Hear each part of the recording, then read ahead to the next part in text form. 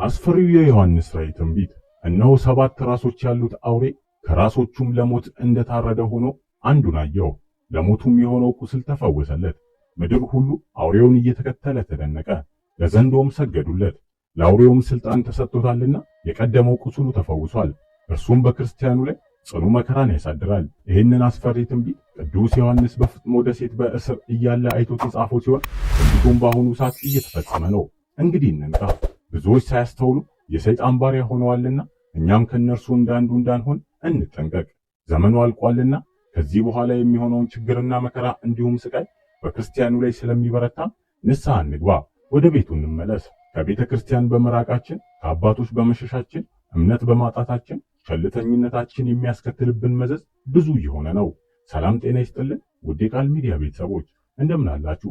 በዛሬው መርሃ ግብራችን በዚህ ዘመን እየተፈጸመ ስላለውና ቅዱስ ዮሐንስ በፍጥሞ ደሴት ስለ ክርስትናው በእስር በነበረበት ወቅት በራእይ ታይቶት ስለጻፈው የዘመን መጨረሻና የክርስቲያኖች እንግልት እንዲሁም በዘመን ጠርዝ የምንገኝ እኛ ምዕመናን ምን እናድርግ የሚሉ ጉዳዮችን ይዘን ስለቀረብን በጥሞና እንድትከታተሉን እየጋበዝን ለቻናላችን አዲስ ከሆናችሁ ላይክ፣ ሼር፣ ሰብስክራይብ በማድረግ አዳዲስና ወቅታዊ መረጃዎች እንዲደርሱ የደውል ምልክቷን በመጫን ቤተሰብ ይሁኑ።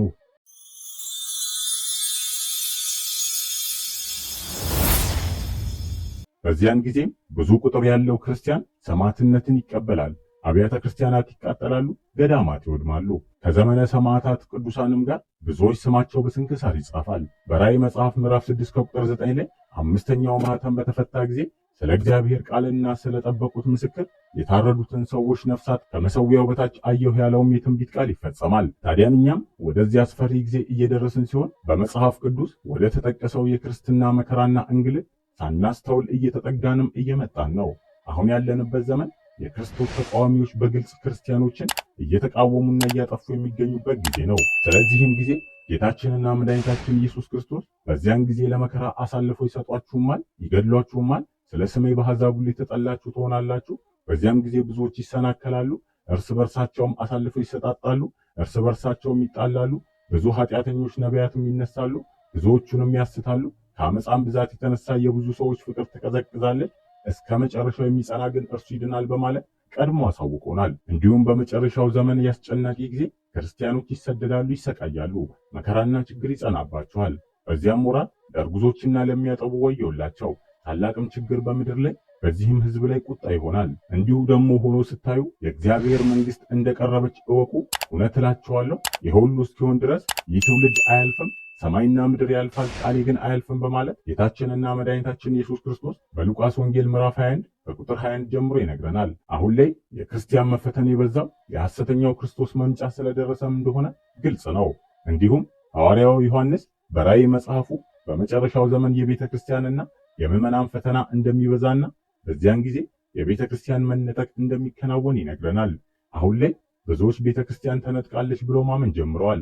በመላው ዓለም የሚገኙ ክርስቲያኖች ላይ መከራም እየደረሰባቸው ያለው ቤተ ክርስቲያን ስለተነጠቀች ነው የሚሉ የሃይማኖት አባቶችም አልጠፉም። ታዲያን ጥያቄው የሚሆነው የቀደመችዋ ቤተ ክርስቲያን ተነጥቃለች ወይስ አለች? ወይስ አሁን ያለችው ቤተ ክርስቲያን እውነተኛዋና የቀደመችዋ ስለሆነች ነው ይሄ ሁሉ መከራ የሚደርስባት የሚሉት ነው። ነገር ግን ከቤተ ክርስቲያን መነጠቅ በፊት የሚፈጸም መጽሐፍ ቅዱሳዊ ቃሎች ገና ስላልተፈጸሙ እንዲህ በቀላሉ ሊደርስና ሊሆን ይችላል በማለት ስጋት ውስጥ መግባት የለብንም። በቤተ ክርስቲያን ላይ የሚደርሰውን መከራ የዘመን ፍጻሜ መዳረሻ አድርገው መውሰድ የለብንም። በሁለተኛ ተሰሎንቄ ምዕራፍ 2 ከቁጥር 1 ጀምሮ ነገር ግን ወንድሞቼ ስለ ጌታችን ስለ ኢየሱስ ክርስቶስ መምጣትና ወደ እርሱ ስለመሰብሰባችን በመንፈስ ወይንም በቃል ወይንም ከኛ እንደሚመጣ በመልእክት የጌታ ቀን ደርሷል ብላችሁ ከአእምሯችሁ ቶሎ እንዳትናወጡ እንዳትደነግጡ እንለምናችኋለን። ማንም በማናቸውም መንገድ አያስታችሁ።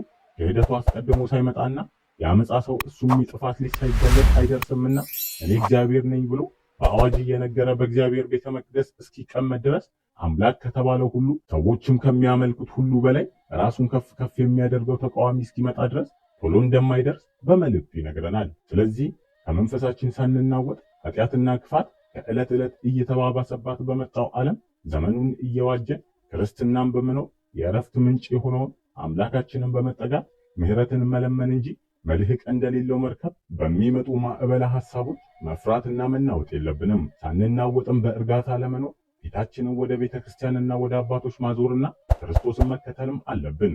አሁን ላይ ዘመናዊነት መስሎ ምዕራባውያንን መከተላችን ቴክኖሎጂውን ልባችንን ማሸፈቱ ሀገራችን ላይና ህዝባችን ላይ እንዲሁም ቤተክርስቲያን ላይ ለሚፈጠሩ ነገሮች ሁሉ እንግዳ እንድንሆን አድርጎናል።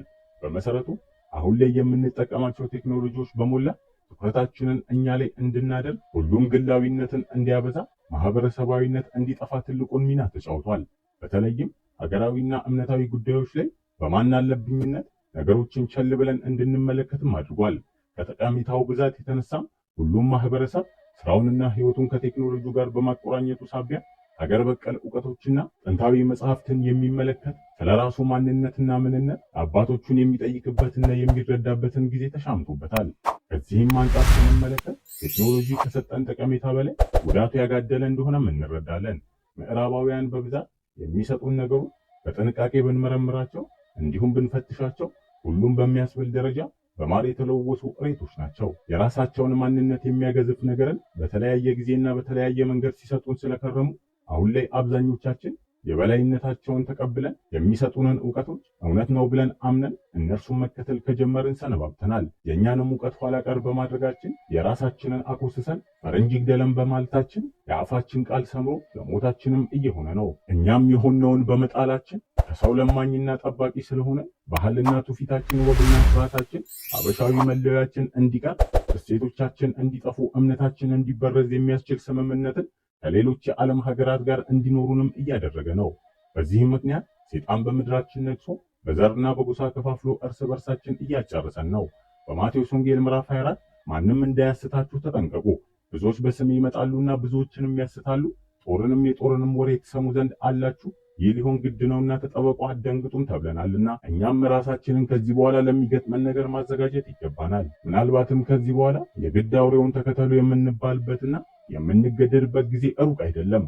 ታዲያን እስከ መጨረሻ የሚጸና ነውና የሚድነው መከራውና ፈተናው ቢበዛ እንኳን ለመጽናትና አምላክን ታምነን ለመኖር እንዘጋጅ።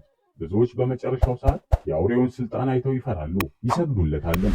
ይህንን ቅዱስ ዮሐንስ ሲገልጸው እነርሱም አውሬውን ማን ይመስለዋል? እርሱን ሊዋጋ ማን ይችላል? እያሉ ሰገዱለት። ታላቅም ነገርና ስድብን የሚናገርበት አፍ ተሰጠው።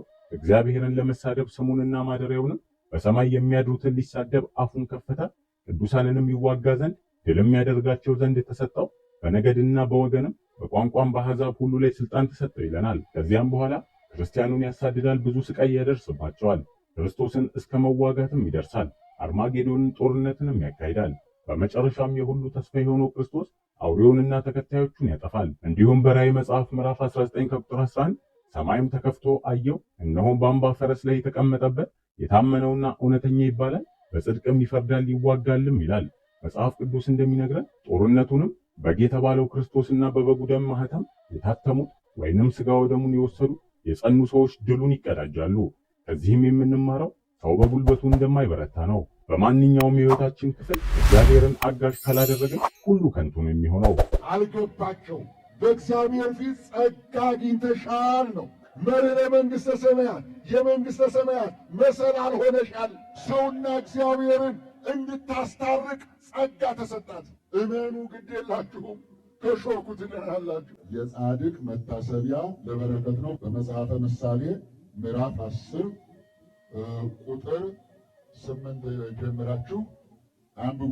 ጻድቅ ለዘላለም አይናወጡም። ቤት አላቸው፣ አገር አላቸው፣ ከኃጥአን ትርፍ የለውም። አባታችን ጻድቁ አቡነ ተክለ ሃይማኖት ያችን ሰማያዊ አገር ወርሰው ለእኔና ለእናንተ ርስት አዘጋጅተዋል። በእውነት ያለ ፍሬ ያለ ንስሐ ያለ ብቃት እንዳትሄዱ የአቡነ ተክለ ሃይማኖት ልጆች ቃል ተገብቶላቸዋል። ደስ ይበላችሁ። ለሰውነት ለሕይወት ብርሃን እግዚአብሔር መከራውም ይጠብቀናል፣ መሞቱም ይጠብቀናል፣ ትንሣኤውም ይጠብቀናል። ክብር ለእሱ ይሁን። በብርሃን ተመላለሱ።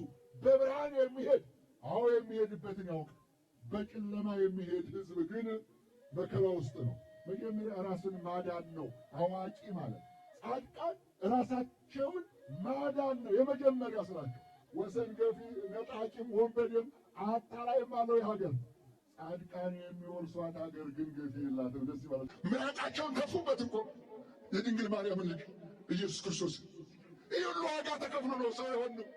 ይህ ሁሉ ዋጋ ተከፍሎ ነው ዛሬ ክርስትናው የቆመው። እቺ ቤተ ክርስቲያን የቆመችው በዚህ ነው። እናቶች ዝም ብሎ የመጣ እንዳይመስላችሁ፣ በደም ዋጋ ነው የተገዛ ነው። በእግዚአብሔር እንጂ በሰራዊት ብዛት በንጉሥ ኃያልነት መመካትም አይጠቅምም። በሰው ከመመካት በእግዚአብሔር መመካት ይሻላል እንዲል መጽሐፍ ቅዱስ። እኛም መመካት ያለብን በአምላካችን ሲሆን ከዚህ ክፉ የመከራ ዘመን ሰውሮ በምሕረቱ እንዲያስበንም ራሳችንን እናዘጋጅ፣ በንስሐ እንመለስ እያለን መርሃ ግብራችንንም በዚሁ አበቃን። አምላካችን እግዚአብሔር ለሀገራችንና ለቤተ ክርስቲያናችን ሰላም አንድነትን ይስጥ። ወስብሐት ለእግዚአብሔር ወለወላዲቱ ድንግል ወለመስቀሉ ክቡር። ይቆየን። ቃል ሚዲያ